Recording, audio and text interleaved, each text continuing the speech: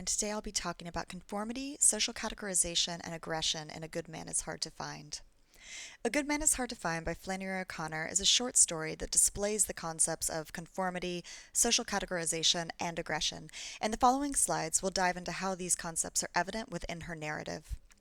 Conformity is the tendency of people to change their perceptions, opinions, or behavior in ways that are consistent with social or group norms. Conformity is a natural human behavior that allows us to maintain communities and coexist peacefully, but is not without situationally dependent drawbacks, such as peer pressure.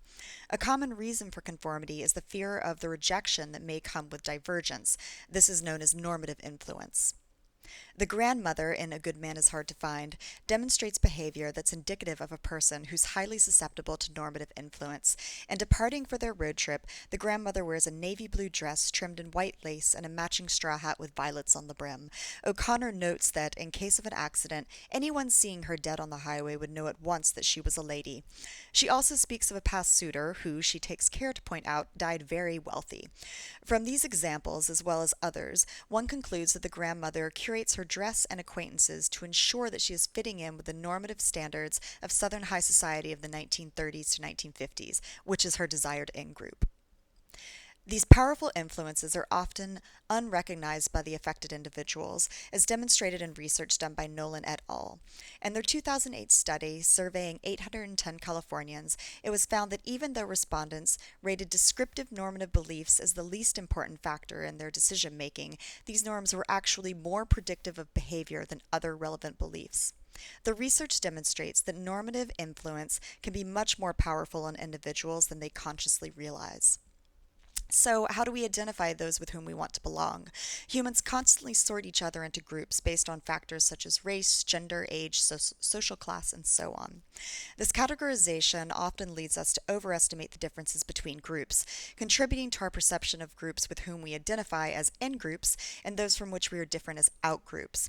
In A Good Man is Hard to Find, the grandmother thinks of herself as a high society, well-bred Southern lady, whereas the misfit is a highly dangerous criminal who is not to be trusted, part of an out-group. However, the grandmother attempts to use this idea of in-group and out-group later in the story as a manipulation tactic against the misfit himself. After an auto accident, the family encounters the misfit and his accomplices, and the story takes a sharp and violent turn.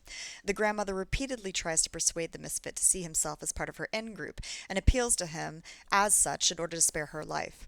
She tells the misfit that she knows he's a good man and he doesn't look a bit like he has common blood. The grandmother continues to attempt to build rapport and connection with the misfit as part of her in-group until ultimately he kills her.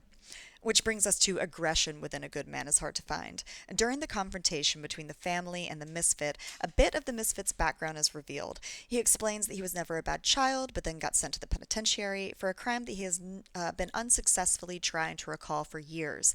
He insists it couldn't have been a mistake because they had papers on him, though he's never seen these papers. He was told that he killed his father by the head doctor, but he knows that to be false, as his father died in 1919 of the flu. Despite all of this, he's sure he must have done something. This is an example of internalization, in which a person actually believes that they have committed a crime, even though they did not. In their article, The Social Psychology of False Confessions, Compliance, Internalization, and Confabulation, Casson and Keachel recount an experiment with 79 undergrads in which they demonstrate that falsely incriminating evidence can lead people to accept guilt for a crime which they did not commit.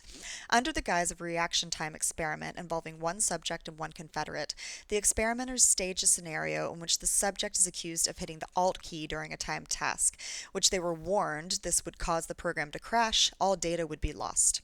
Even though all subjects initially deny having hit the key, with continued pressure, it was found that over 69% of the 75 subjects signed a confession and 25% exhibited internalization.